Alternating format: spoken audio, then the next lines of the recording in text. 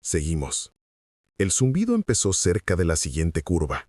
No era fuerte, solo un ruido bajo debajo del ruido de la radio. Al principio pensé que era la antena larga rozando el follaje, pero cada vez que el arroyo aparecía a la vista, el zumbido se hacía más fuerte. Lo anoté en la tabla. Parecía inofensivo, solo un ruido raro más entre tantos. La niebla subía en capas, abriéndose y cerrándose como si respirara. El olor también cambió. Ya no era solo lluvia y barro. Ahora tenía un filo fuerte como madera quemada y carne podrida juntas. Revisé el manifiesto de carga otra vez por si algún tambor se había roto. Todo estaba sellado. Combustible intacto, munición seca. Las cajas marcadas «Reparación de comunicaciones» iban bien amarradas bajo lonas, con las correas sin tocar. Los hombres casi no hablaban. Con ese clima no se veía hasta saliva. Todos miraban fijo adelante, viendo cómo las luces traseras de adelante desaparecían y volvían a aparecer en la niebla blanca. Yo seguía las marcas de la cresta, contando distancia por tiempo, no por números. La lluvia volvió a apretar. En algún lugar atrás, el último camión dio un petardazo y el eco retumbó por el valle como trueno. Estábamos a 3 millas del arroyo cuando me golpeó la primera duda seria. El camino bajaba más fuerte de lo que mostraba el mapa. Las zanjas de drenaje a ambos lados estaban inundadas y corrían negras. Cuando miré atrás, los surcos ya se estaban llenando de agua que reflejaba el cielo como aceite. Ordené por radio cerrar la columna. El zumbido respondió y luego se aclaró medio segundo, lo suficiente para escuchar una voz que no era de ninguno de nosotros. Una sola palabra que no entendí. Tal vez francés, tal vez otra cosa, y se cortó. ¿Seguimos? El cuentakilómetros temblaba con cada bache. El arroyo ya no estaba lejos. Lo olía a mezcla de limo y algo metálico, como alambre mojado. Los bambúes a los lados se golpeaban con un ritmo irregular. Intenté ignorarlo, pero siempre eran 3 golpes seguidos. Cuando el camión de cabeza salió al claro, la niebla seguía espesa alrededor del capó. Sentí esa calma quieta que aparece justo antes de que pase algo malo. Los hombres también lo sintieron. Nadie dijo nada. Arroyo Negro estaba en un corte bajo entre 2 laderas, envuelto en niebla tan densa que parecía humo. El agua corría lenta cerca de las orillas y rápida del centro, donde se estrechaba bajo un grupo de bambúes. No era muy ancho, unos 20 metros, pero sí profundo. La corriente marrón arrastraba ramas enteras. Caminé adelante con Jones para probar la profundidad. El barro nos chupaba las botas, frío que calaba hasta los huesos. La lluvia había parado, pero el aire seguía pesado, casi sin moverse. El viejo puente francés había desaparecido. Solo quedaban 2 pilares rotos inclinados en ángulos raros. Alguien había tirado tablones para marcar el vado. No me gustó nada, pero el camino no daba otra opción. Dar la vuelta con la columna hubiera sido enterrar la mitad de los camiones en el lodo blando. Marqué el punto, puse banderines en las orillas y ordené cambio bajo. La red de radio parpadeaba. Escuchaba pedazos, a alguien del retén de atrás, otra voz susurrando coordenadas que no eran nuestras. El zumbido volvió, bajo pero constante. Subía cada vez que apuntábamos la radio hacia el arroyo. Me dije que era interferencia del agua. Jones, medio en broma, dijo que parecía un generador funcionando debajo de la superficie. La forma en que lo dijo me hizo pensar que medio lo creía de verdad. Anoté la hora. 10:24, y di orden al primer camión de cruzar despacio. El motor rugió al meterse en el agua. Las ruedas levantaron olas pequeñas que me mojaron las piernas. Vi sus luces traseras rojas perderse en la niebla. Un latido, 2, y desaparecieron. El ruido del motor duró unos segundos más, y luego nada. Ni llamada por radio ni movimiento. Solo el arroyo respirando otra vez en bocanadas cortitas y regulares. Llamé por radio, solo el zumbido. El segundo conductor asomó la cabeza y me hizo seña preguntando si seguía. Asentí, sobre todo porque no quería que la fila se atascara en terreno blando. El segundo camión entró al vado. Agua hasta las tuercas, luego hasta media tabla. Los faros brillaron sobre la niebla, parpadearon una vez y se fueron. Jones me miró. Recuerdo que movió la boca, pero no escuché las palabras. Me zumbaban los oídos como si la presión hubiera cambiado de golpe. Di un paso hacia el agua y me detuve. El color del arroyo había cambiado. Ya no era marrón, era más oscuro, con vetas de algo aceitoso flotando encima. Diésel, pensé. A lo mejor algún tanque se rompió, lo olía antes de verlo, amargo como barniz quemado. Volví a llamar a los dos camiones. Nada. El resto del convoy esperaba en silencio. Algunos hombres bajaron y miraban fijo el agua tratando de distinguir formas en la niebla. Los hice retroceder y ordené apagar motores, menos el mío. Esperamos 5 minutos, luego 10. Nada salió de ese arroyo. Bajé con el gun truck despacio buscando el borde del vado. Las ruedas patinaban en la arcilla resbalosa, pero aguantamos. Jones mantenía la M60 apuntando a la niebla. Cuando los faros pegaron en el centro del arroyo, rebotaron en algo metálico justo bajo la superficie. Tal vez la esquina de una caja de camión o una roca. Bajé, me metí hasta las rodillas, palpé con la bota, fondo duro y de repente caída limpia. Fue suficiente. Retrocedimos y ordené a los demás quedarse quietos hasta que entendiera qué había pasado. 2 camiones no desaparecen así de limpios en agua poca profunda. Primera idea. Sumidero. Tal vez una vieja alcantarilla francesa, eso tenía sentido. Lo que no tenía sentido era que no hubiéramos oído nada. Ni chapuzón, ni gritos, ni metal desgarrándose. La niebla se acercó más a los camiones. Los bambúes volvieron a sonar. 3 golpes lentos, como código. Los hombres miraron hacia el ruido, pero no vieron nada. Probé la radio cambiando frecuencias. El zumbido me seguía a todas, siempre el mismo tono. Cuando paró de llover del todo, el aire se quedó quieto y cálido. El arroyo volvió a verse tranquilo, como si nunca se hubiera movido. Sentí todo el peso de la misión encima. Carga perdida, hombres desaparecidos y ninguna ruta a la base.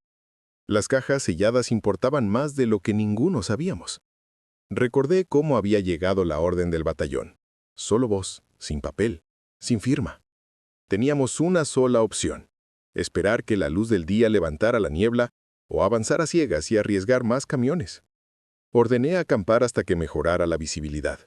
Pusimos luces perimetrales, revisamos munición y dejamos un gun truck con motor encendido para la radio. Lo último que escribí antes de cerrar el cuaderno fue una línea. Vado, arroyo negro inestable. 2 camiones desaparecidos. Niebla intacta. Cuando levanté la vista, el arroyo seguía respirando. Esperamos toda la hora del mediodía. El cielo seguía gris plomo y la niebla se espesó otra vez, como atraída por el ruido de los motores. Cada tanto iba al vado esperando ver una lona, un destello de espejo, algo que dijera que los camiones estaban atascados y no tragados. Nada.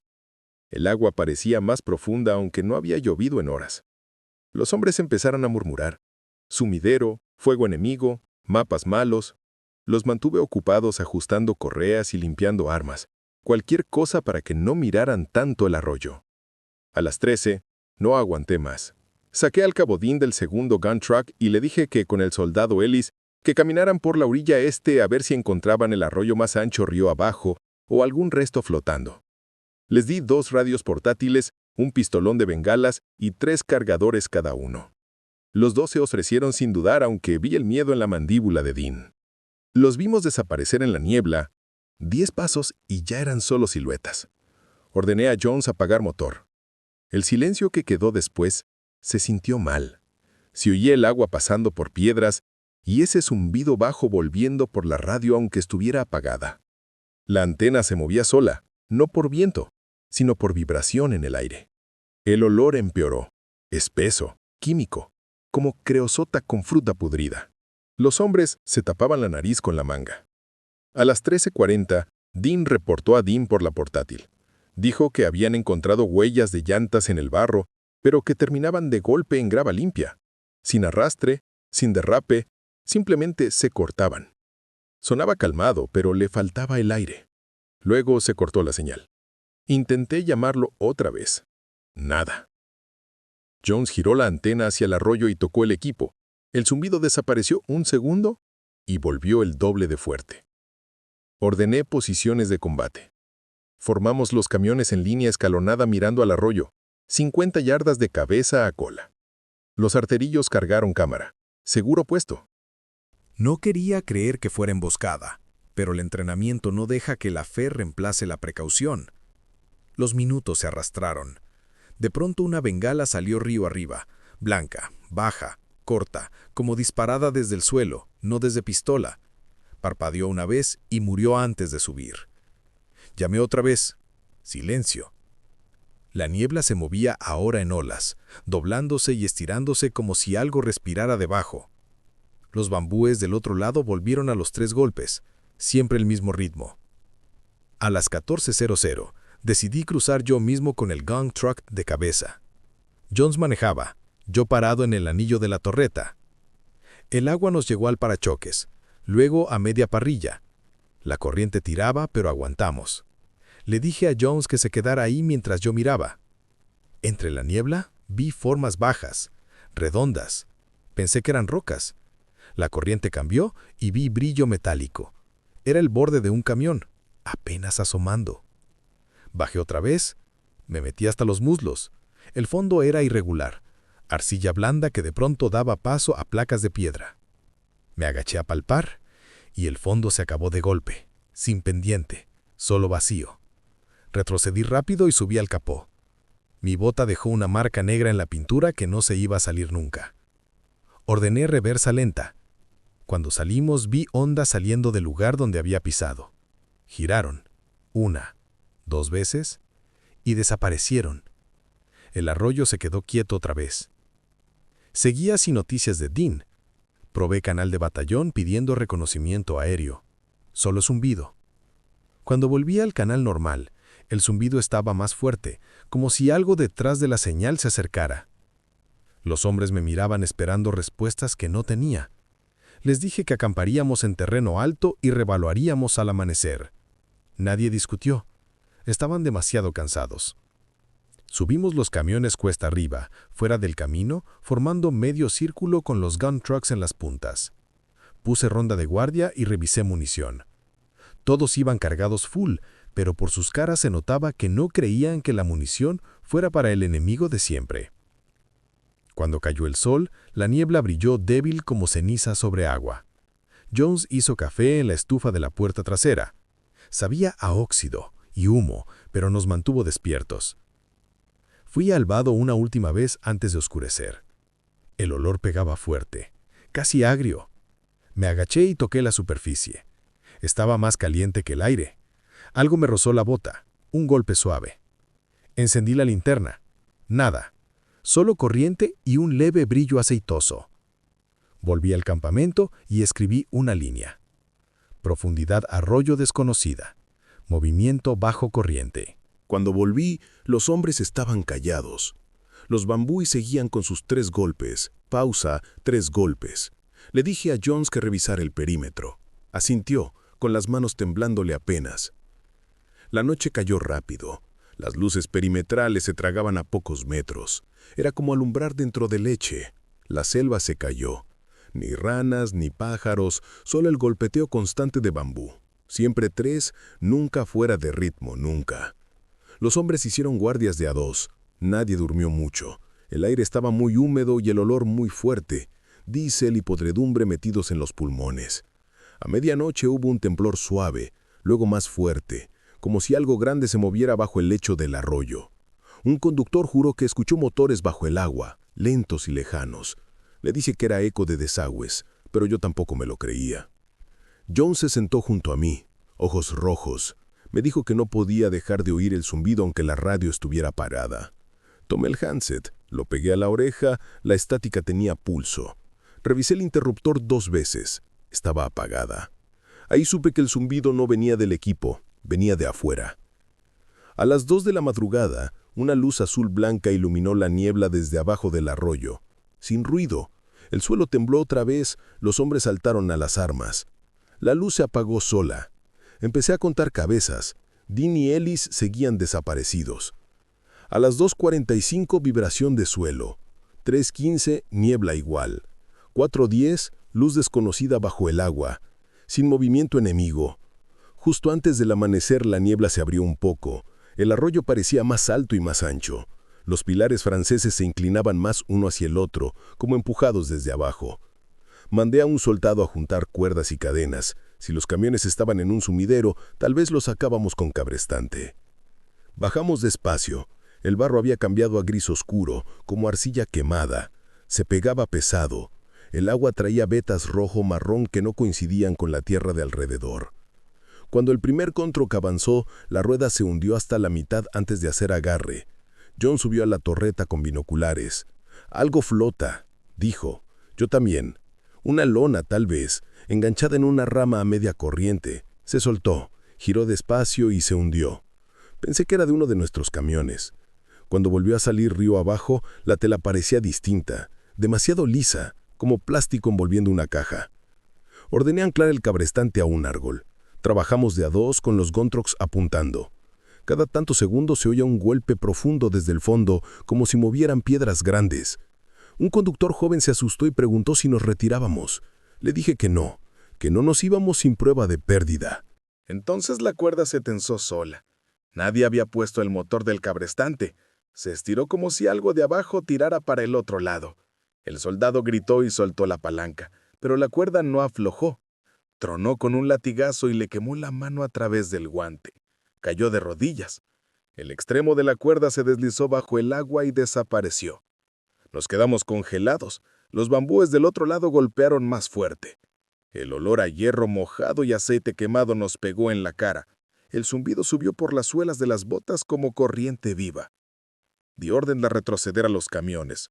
Formamos perímetro apretado en la ladera, armas apuntando bajo hacia el arroyo. No salió nada, pero las ondas seguían yendo contracorriente.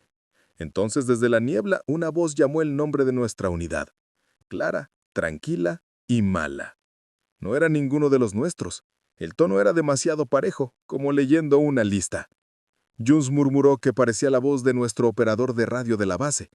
Llamé pidiendo indicativo de verificación. La respuesta llegó al instante, correcta, pero era un indicativo que no se usaba hacía meses. Apagué la radio y ordené recoger todo. Lo que fuera esa voz, no le iba a dar otra oportunidad. Cuando nos dimos vuelta, el suelo tembló otra vez. El ruido que vino después no fue trueno, fue metal retorciéndose bajo presión. El arroyo se revolvió, más negro, trayendo pedazos de bambú y lo que parecían tablas del viejo puente. Subimos rápido, resbalando. Cuando llegamos arriba miré atrás una última vez. El agua había subido casi hasta el borde del camino. Los hombres subieron en silencio. Nadie preguntó por Dean ni por Ellis. Todos habíamos visto suficiente para saber que nada normal esperaba en ese arroyo. La niebla empezó a levantarse y dejó ver un sol pálido. Por un momento todo parecía tranquilo, como si la noche hubiera sido fiebre. Entonces Jones señaló río abajo. Medio enterrado en el barro brillaba algo metálico. Una puerta de camión con nuestro número de convoy. Limpia, sin óxido, y doblada en una forma que ningún accidente explica. Ahí entendí que el camino que seguíamos nos llevaba más adentro del mismo valle. No había salida sin volver a cruzar ese arroyo. Con la primera luz real movimos los camiones al borde del valle. Quería una última mirada limpia al vado antes de abandonarlo. Los hombres estaban exhaustos, caras grises bajo los cascos. Nadie creía que fuéramos a encontrar los camiones intactos, pero igual obedecieron. En la orilla encontré medio enterrada una caja de lata oxidada con letras francesas. Dentro papeles empapados, uno todavía legible. Arriba decía Ruisson Noir, Arroyo Negro. El mapa mostraba túneles bajo el cauce, parte de un viejo sistema de drenaje francés abandonado. Tracé con el dedo y me quedé helado. El vado estaba exactamente encima de la boca del túnel. Eso explicaba la caída repentina, pero no porque el agua corría para atrás la noche anterior, ni porque el zumbido subía cuando apuntábamos la radio río abajo. El túnel seguía hacia el oeste hasta unas coordenadas en tinta roja, las mismas que había visto una vez en un overlay restringido del batallón. Zona de pruebas químicas. Acceso denegado. Alguien nos había mandado directo ahí. Jones me preguntó si el mando sabía de los túneles. Le dije que tal vez sí, y que tal vez por eso nos habían enviado. Las cajas selladas decían reparación comunicaciones, pero los pesos nunca cuadraban. Yo había manejado equipo de radio antes. Esas cajas eran demasiado pesadas para repuestos. Se me puso la piel de gallina que no era por el frío. La orden de ruta había llegado solo por voz. La había anotado yo, pero nadie más la oyó. Si no había papel, la misión tampoco existiría cuando desapareciéramos. Revisé la hoja de frecuencias. El indicativo que nos mandó por Arroyo Negro no estaba en la lista. Terminaba en Foxtrot 2. La voz había dicho Foxtrot 3. No existía. Encendí la radio y escuché. Primero zundido, luego un clic. Silencio. Esperé. La misma voz tranquila. Convoy. Confirmar carga asegurada. Eran mis palabras de ayer, repetidas con mi mismo ritmo. Apagué. Jones me miró pidiendo respuestas. Solo le dije que íbamos a terminar lo que empezamos, sacar lo que pudiéramos y largarnos. Rigamos cadenas otra vez. 2 hombres con cuerdas palparon la orilla donde la corriente aflojaba. Encontraron pedazos de goma y una correa de lona cortada limpia. No rota, no, cortada con algo muy fino. Cuando comparé después con mi cuchillo, la marca era más suave, como hecha con alambre. El día se puso caliente. Subía vapor del agua. Ordené tomar agua y casco puesto. El golpeteo de bambú se había corrido río abajo, como siguiéndonos. Desplegué el mapa francés otra vez. El túnel empezaba 20 yardas río abajo del vado. Marqué con lápiz y escribí posible causa pérdida. Luego marqué la zona roja. Una línea recta los unía, pasando justo bajo nosotros. Vi 3 triangulitos con una palabra en francés que no entendía. Después supe que significaba respiro o ventilación. No estábamos sobre un camino. Estábamos encima de una estructura enterrada. La verdad llegó despacio. El arroyo había comido el techo del túnel. Cuando pasó el primer camión, el techo cedió. Los demás cayeron detrás. Eso explicaba parte, pero no por qué los ingenieros franceses lo habían sellado en vez de arreglarlo. Doblé el mapa y lo guardé en el bolsillo. Le dije a Jones que sacaríamos lo que pudiéramos antes del atardecer y nos íbamos, aunque el mando dijera lo contrario. Pero el arroyo tenía otros planes. Tarde ya, la niebla se levantó lo justo para ver la otra orilla. La luz era gris y débil. Ordené bajar el gancho otra vez. El cable se tensó, el motor chilló. Algo se dio. Subió el borde de una puerta trasera de camión cubierto de lama negra. Los hombres dieron un grito corto de alegría y se callaron al ver el estado. El metal parecía haber estado años bajo el agua, no una noche. El cable aflojó. La puerta se hundió otra vez sin casi onda. Ordené retroceder. El aire quemaba la garganta. Los bambúes golpearon rápido, como aviso. El zumbido volvió a sacudir los chasis. Escaneé todas las frecuencias, solo zumbido. De pronto la voz de Dean. Una sola palabra. ¡Abajo! Y se cortó. Jones abrió ojos como platos. Dean llevaba desaparecido más de 24 horas. Su frecuencia debía estar fría. ¿Intenté responder? Ruido blanco. Los hombres empezaron a murmurar que oían voces bajo el zumbido, que sonaba a motores lejanos. Decidí cruzar yo mismo. Nos quitamos todo menos armas y equipo. Dejé 2 hombres cubriendo desde esta orilla. El agua me llegó a la cintura, fría como metal. Cada paso se hundía hasta que pisé el borde. Debajo había piedra tallada, no fondo natural. Limpié el lodo y leí letras corvadas. Bent. La corriente tiró desde abajo, el cable se puso tenso, casi me arranca el hombro. Grité a Jones que tirara. Luchamos, y el fondo crujió como piedra rompiéndose despacio. Retrocedimos justo cuando se abrió un remolino donde yo estaba. Tragó lodo, bambús, todo. Debajo se oían motores funcionando lento, como si nunca hubieran parado. Cuando paró, quedó un círculo liso como cristal. Esa noche, la niebla volvió más espesa. Los bambúes ya no iban en 3 golpes, ahora era irregular como contestando algo. No escribí más en el cuaderno, solo miraba el agua sabiendo que no había terminado con nosotros. Al amanecer final, intentamos el último arrastre. Todos los camiones que quedaban en fila a la orilla. Órdenes cortas. Armas listas, motores firmes, ojos adelante. Bajamos el gancho al mismo punto negro. El cable se tensó. Subió un capó nuestro. Faro roto, parrilla partida. El metal estaba blando como arcilla. El habitáculo vacío, pero los cinturones todavía abrochados. El motor del cablestante patinó. El agua hirvió, olor a creosota y lejía.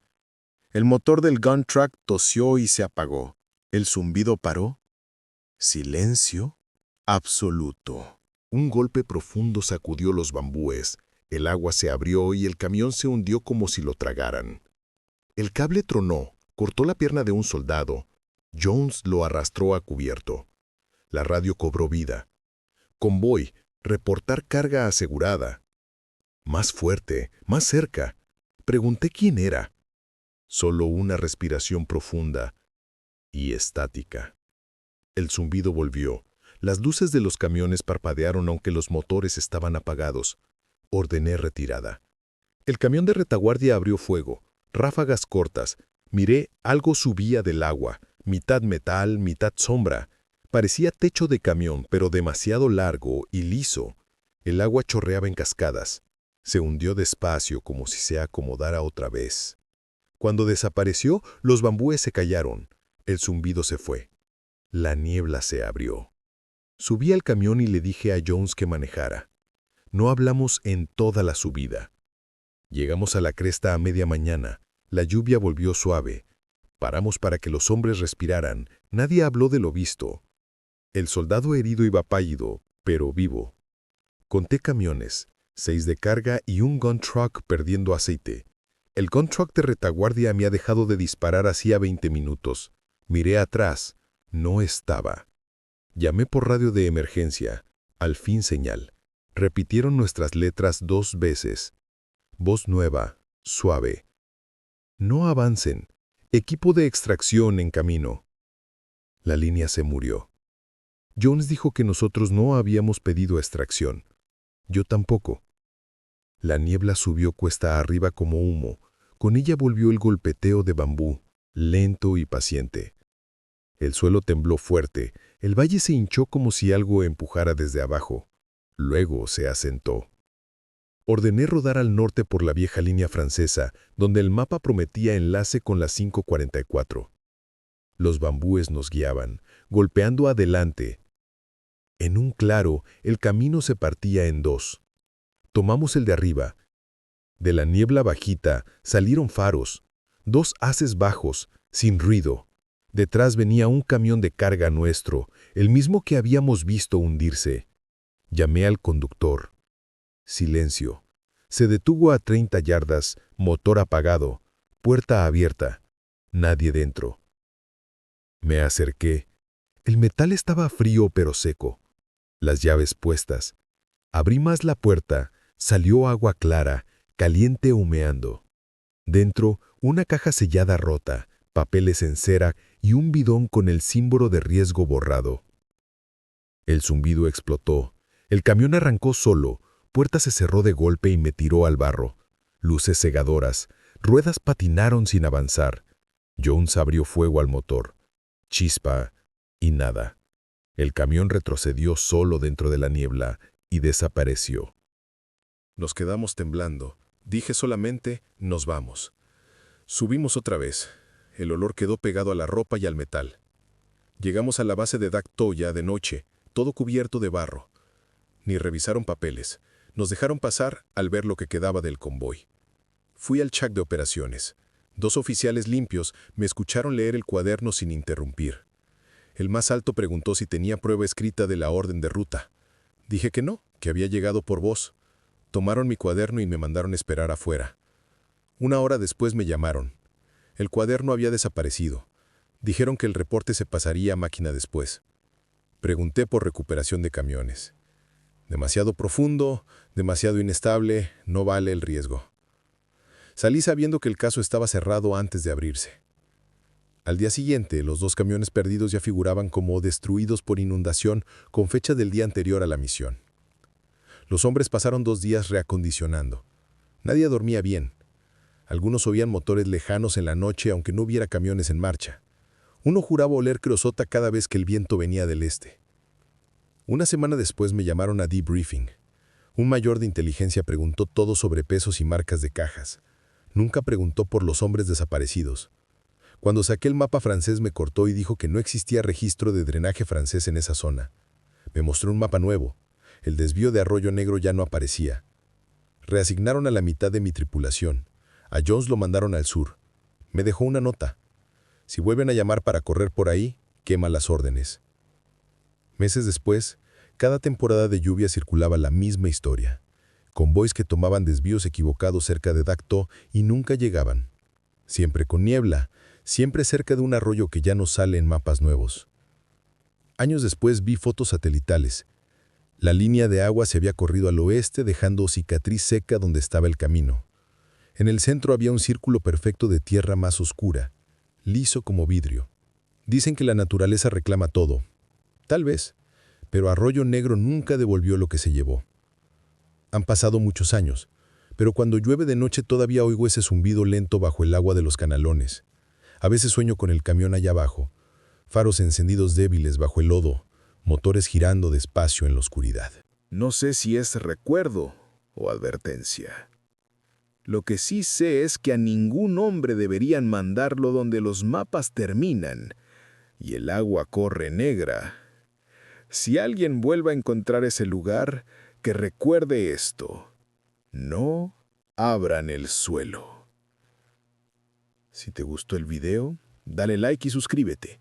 Para más historias de terror así, haz clic en el que está apareciendo ahora mismo en pantalla.